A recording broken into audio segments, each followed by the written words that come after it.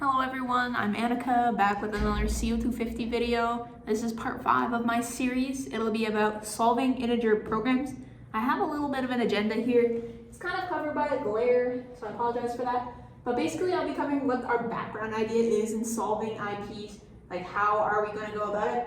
Then I'll cover what is the convex hull. I'll talk about cutting planes and how we get them, and then I'll briefly mention a couple other manipulations you've probably seen from the assignment, from the sample exam. So we'll be getting into that. But here I want to start with my integer program that I created for this problem. It ended up being a lot more complicated than I anticipated, but I wanted to show you it anyways. So I can graph this as this thing over here. So I'll get into a little bit what this means. The green stuff over here, the non-negativity constraints for the variables, are x1 is on my horizontal axis, x2 is on my vertical axis. So anything, I want x2 to be positive, that's anything above the 0, like part there. And then this part here, x1 positive is anything to the right of that horizontal axis there. And then these constraints, 1 and 2, 1, we can see that it's not dependent on x2 because of that 0 there. So it's basically just a vertical line, and it starts at 3 over 2. Because that's when x1 equals 3 over 2, and then it just goes to the left because it can be less than 2. Whereas this line, it's a little more complicated to graph. Let me know if you want me to explain how to do it. I can follow up on Piazza, but I found I took too much time in my previous attempts explaining this, so I'll just leave it at that. It's this line here. And all these things here are hyperplanes, or these are half spaces because of this less than or equal to. But like just the dotted line itself, without the less than or equal to area, is called a hyperplane. So this orange area here represents the feasible region of my LP relaxation, which is what I get from just erasing that x integer part there. But if I put back the x integer part, I can see that my solutions are actually these 3 points. These are my feasible solutions because they lie in this orange region, but they have only integer entries. So this one here is 0, 0. This one is 1, 0, and this one is 1, 1. I also included 0, 1 over here, but it's not actually in the feasible region. So it's just there for reference. It's not actually one of our feasible solutions. But that is essentially what this looks like. And now I'll be getting into how do we solve this. Well, my idea here is, okay, well, I mean, this orange area doesn't look too far off from like these black dots here. So what if I just relax this? I'm just gonna get rid of that. And I run simplex on this. So I added my slash variables, I run simplex, I get my canonical form for my optimal basis. And I know that basis is 1, 2 already. I've run simplex, I have my canonical form. I'm just gonna write it out to you to spare you the pain of all those steps. But it essentially looks like this. And we notice that because this C vector here is non-positive, that I can't keep going and improve this anymore. So we know that whatever solution I have is optimal. That's my optimal objective value there. And I can see that this is in canonical form because I have my zeros up here, my identity matrix here. And I'm just going to finish writing this out. And x greater than or equal to 0.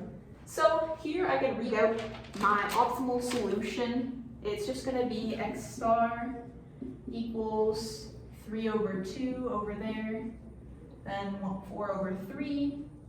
My non-basic variables are just going to be zeros. And this is my optimal solution here. So we see that this point corresponds to this point on the graph. And what does that mean? Well, that's our optimal solution for LP relaxation. We can see this is not feasible for our integer solution because these entries are not integers, and it's not one of these 3 points here. So I'm not too happy about that because I haven't actually solved my IP. I just have this solution that's like kind of close, and somehow we want to get to our optimal solution, which is actually this one, spoiler alert, but we want to figure out how to do that. So our methodology for that is, okay, well, we have this LP relaxation region, but what if I somehow made it so that all of my corners are just these integer solutions here? So that would look like this. I just connect these dots here. And this triangle region here, its extreme points are the integer solutions that I want. And we know that every extreme point is also a basic feasible solution. That's one of our theorems. I believe it is 7.21 in the textbook, 7.21. And we know that from simplex, it'll give us an optimal basic feasible solution. So if we have this convex region that corresponds to a linear program, and we have that we solve it using simplex, we get this basic feasible solution, well, it's going to be one of our extreme points, but we designed this thing so that our extreme points are integer solutions, which means that the optimal solution of the LP is also a feasible solution of the IP, which means that it's also optimal for the IP. I know that was a whole rant there, so let me know if you need any clarification on that, but that's our whole ideology here. Now, what is this triangle? Well, this is precisely what the convex hull is. It's this convex region where it contains all of our integer solutions that are feasible for my IP, but it is unique because I can't get it any smaller than this. Like, if I took off some part here, that would make it not convex. If I cut off some part over here, I wouldn't be including that solution. There's no way for me to get this convex hull to be smaller, and that's why it's the convex hull. Convex hull is unique. So, how do I get this is our next question, because I just have this triangle drawn here, and I'm not exactly sure what to do with it. So our idea there is cutting planes. Basically, I have this solution up here that I got using simplex on my LP relaxation, but I don't like that. I want to get rid of that. I want to make this region smaller so I can kind of get to this orange triangle here. So if I somehow could find this half space here that kind of cuts off this solution over here but still keeps all my integer solutions that I want, then this is what we would call a cutting plane for x star, that thing there. So how do I get one of those? Well, in order to do that, we simply look at our canonical form here, and I learned this the hard way that this has to be in canonical form in order to do this, but essentially, or it might just be the equality thing here, I'm not entirely sure. I say safe, just make sure it's in canonical form and it'll be good. And what we do is we look at the b vector here and we see if it's fractional, then we can take a cutting plane for it. But if it's not fractional, it's already an integer, and you would find that if these are integers, then your optimal solution would also have integers. So we like that. We don't want to get rid of integer solutions, so we don't touch them. But we look over here, okay, both of our b's over here are fractional, so we can make the cutting plane out of both of these rows. So what do those look like? Well, I'm going to enumerate these as 3 and 4. So I'm going to work on 3 over here. What we want to do is you just take the row just like that, and then you want to floor this side here first. So I just do this step by step because I find it more, like, it makes more intuitive sense this way.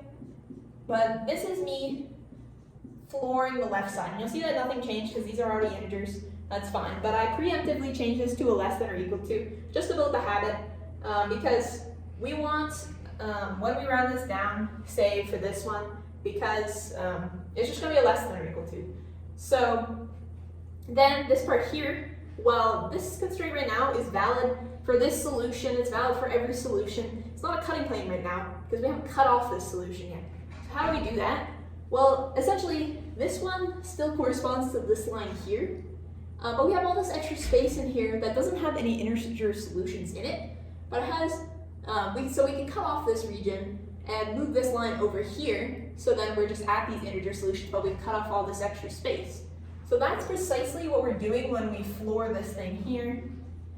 And this one, when we floor it, it will be 1. And then this line is precisely this one. So this one here, we can see we've cut off this extra region here, and we're getting a lot closer to our cutting plane, or sorry, our convex hull. And we've cut off this solution here. It's no longer in this region, so we've cut it off, but it's this constraint here is still feasible for all of our integer solutions. So this is a cutting plane. And now I can do the same thing for my other thing here. I'm just gonna move this one up here by erasing this part. So it's a less than or equal to 1. Oh, and then say this one over here, we're gonna do number 4. 0, 1, 1 over 3, 2 over 3, x equals 4 over 3. So now I'm going to floor this side again. What does that look like? Well, 0, 1, those don't change. This one will go down to 0. This one also goes down to 0. And then now I need my less than or equal to, because I've changed these values. It's not going to be equal anymore. So that kind of makes sense. But then this is still valid for all of our solutions, even this one that we're trying to cut off. So now I have to floor this side too. So what does that look like? That's less than or equal to 1. So what is this line here? Well, this line is precisely this. So this line here is number 4. Just label it up there. And we can see that it's valid for all of our integer solutions here. That's good. But it cuts off this guy up here. So it's a cutting plane for x star. So that's how we derive cutting planes. And then I'll just briefly explain this. I can expand on this more, but we didn't touch too much on this idea in lecture. What we do with cutting planes is we throw them back into this problem, and then we put this we have to add new slack variables, run simplex again, and then we repeat the whole process. But that's a lot of work, and I can talk about that more if you want, but I don't think it's worth, because this video is already getting long, so I don't want to waste your time. So after we're done that, well, let's look at some other manipulations we can do for cutting planes. So I've showed you how to floor these, but we can also do the same thing with seal. So seal is just rounding up instead of rounding down. Well, my original thing here for number 3 was equals 3 over 2. If I just round everything up, again, these don't change, they're integers already. This becomes a greater than or equal to, and then if I round this one up to, it becomes a 2. So this is also a valid cutting plane. It keeps all my integer solutions, but it cuts off this x star here. Same thing over here. I'm just gonna get rid of this. I round all these up now, so this one becomes a 1, this one also becomes a 1, this becomes a greater than or equal to now, and then to cut off x star, we round this also up to a 2. So then these are also valid cutting planes. And lastly, the last thing you do is just take combinations of vectors, of constraints. So if I wanted to, I can add these two together. So what would this be? Well, 1 plus 1, or 1 plus 0, there. You get the idea. So I've just added these rows together, and this is also a cutting plane for x star. So those are just some of the ideas behind how we can do this. I'd say check out assignment 9 again for those cutting plane questions we did, and take a look at the sample midterm. Feel free to ask me more questions, but I hope this helps you understand more about what we're doing in terms of solving integer programs and how to derive cutting planes. Thank you for watching.